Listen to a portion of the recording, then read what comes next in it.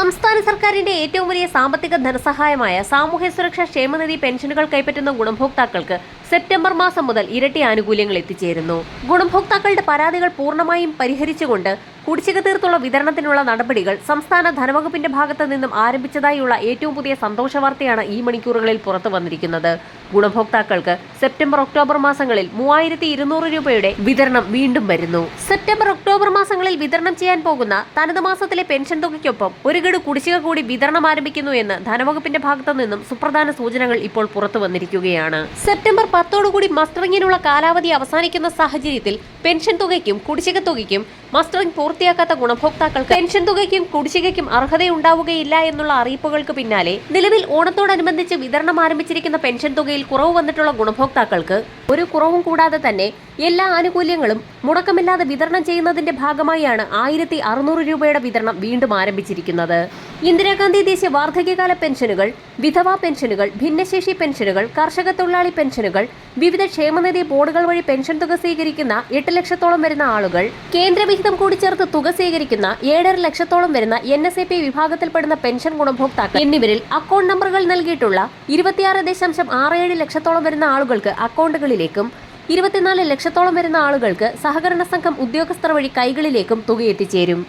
ഓണത്തോടനുബന്ധിച്ച് ഗുണഭോക്താക്കൾക്ക് തനത് മാസത്തിലെ പെൻഷൻ തുകയ്ക്കു പുറമെ ഒരു ഗഡു കുടിശ്ശിക കൂടി വിതരണം ചെയ്യുമെന്ന് ധനമന്ത്രി KN ബാലഗോപാൽ നേരത്തെ തന്നെ വാർത്താ സമ്മേളനങ്ങളിൽ അറിയിച്ചിരുന്നതാണ്. ഓഗസ്റ്റ് മാസം 24 മുതൽ തന്നെ പെൻഷൻ തുകയുടെ വിതരണം ആരംഭിച്ചപ്പോൾ ഒട്ടുമിക്ക ഗുണഭോക്താക്കൾക്കും അക്കൗണ്ടുകളിലേക്ക് എത്തിയത് 1600 രൂപയുടെ ഒരു ഗഡു മാത്രമാണ്.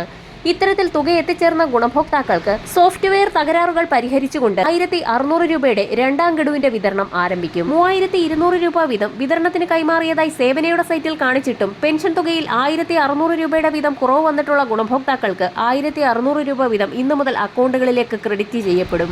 ഇതോടൊപ്പം തന്നെ ഇന്ദിരാഗാന്ധി ദേശീയ വാർദ്ധക്യകാല പെൻഷനുകൾ, വിധവാ പെൻഷനുകൾ, ഭിന്നശേഷി പെൻഷനുകളിൽ 7 ലക്ഷത്തോളം വരുന്ന കേന്ദ്രവിഹിതം കൂടി ചേർത്ത് പെൻഷൻ തുക സ്വീകരിക്കുന്ന ഗുണഭോക്താക്കൾക്ക് 200 മുതൽ 500 രൂപ വരെയും 500 മുതൽ 1000 രൂപയുടെ വരെയും കുറവ് വന്നിട്ടുള്ള ആളുകൾക്ക് കേന്ദ്രവിഹിതം ആധാരധിഷ്ഠിത ബാങ്ക് അക്കൗണ്ടുകളിലേക്ക് എത്തിച്ചേരും. ഓഗസ്റ്റ് സെപ്റ്റംബർ മാസങ്ങളിൽ ഗുണഭോക്താക്കൾക്ക് 4800 രൂപ വരെ എത്തിച്ചേരുമെന്ന് നേരത്തെ തന്നെ റിപ്പോർട്ടുകൾ സൂചിപ്പിച്ചിരുന്നു.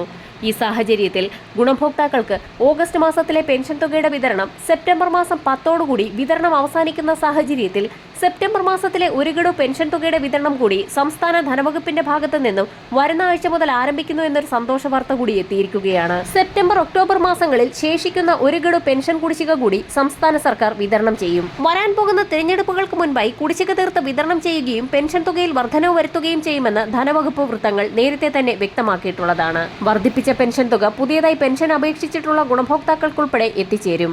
വരും ദിവസങ്ങളിലെ സർക്കാർ അറിയിപ്പുകൾക്കായി ചാനൽ സബ്സ്ക്രൈബ് ചെയ്യാൻ മറക്കാതിരിക്കുക.